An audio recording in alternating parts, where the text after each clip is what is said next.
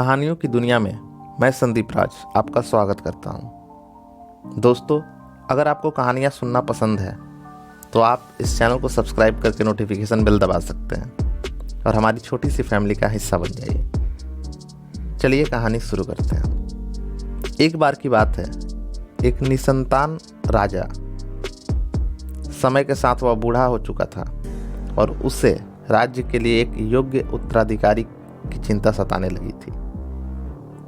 योग्य उत्तराधिकारी की खोज के लिए राजा ने पूरे राज्य में ढिंढोरा पिटवाया कि अमुक दिन शाम को जो मुझसे मिलने आएगा उसे मैं अपने राज्य का एक हिस्सा दूंगा। राजा के इस निर्णय से राज्य के प्रधानमंत्री ने रोष जताते हुए राजा से कहा, महाराज, आपसे मिलने तो बहुत से लोग आएंगे और यदि सभी को उनका भाग देंगे तो राज्य के टुकड़े टुकड़े हो जाएंगे। राजा ने कहा, प्रधानमंत्री जी, आप चिंता ना करें, देखते रहें क्या होता है। निश्चित दिन जब सबको आना था, राजा ने अपने राज्य में एक विशाल मेले का आयोजन करा दिया, जहां सब कुछ फ्री था। मेले में नाच गाने और शराब की महफिल जमी थी। खाने के लिए तरह तरह के पकवान थे, तरह तरह के खेल भी हो रहे थे। राजा से मिलने का सोचने वाले कितने ही लोग शराब में डूब गए, कुछ सुंदरियों के नृत्य में, कितने ही आश्चर्यजनक खेलों में मशगूल हो गए तथा कितने ही खाने पीने, घूमने फिरने के आनंद में डूब गए। किसी को समय का ख्याल नहीं रहा। पर इन सभी के बीच एक व्यक्ति ऐसा भी था जिसने किसी चीज की ओर देखा ही नहीं।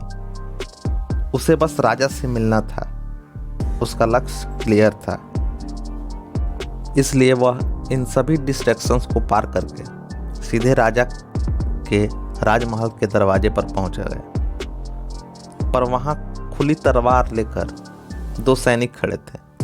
उन्होंने उसे रोका, पर वह कहां रुकने वाला था। सैनिकों को धक्का मारकर वह दौड़कर राजमहल के अंदर चला गया, क्योंकि निश्चित समय पर ही राजा से मिलना था।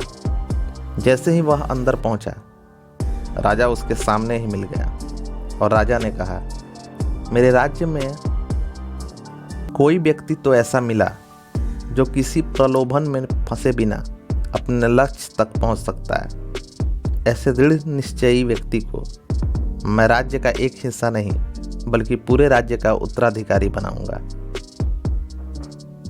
और राजा ने ऐसा ही किया। दोस्तों, सफलता क्या है? हम लक्ष्य बनाते हैं, उसी समय लाइफ हमें डिस्ट्रैक्शन देती है। हम उनमें फंसते हैं या पार कर जाते हैं। सफलता इसी बात पर निर्भर करती है। दोस्तों, इस कहानी से आपने क्या सीखा और कैसी लगी, कमेंट में ज़रूर बताएं। अगर अच्छी लगी तो इसे लाइक कर दें और दोस्तों के साथ शेयर करें।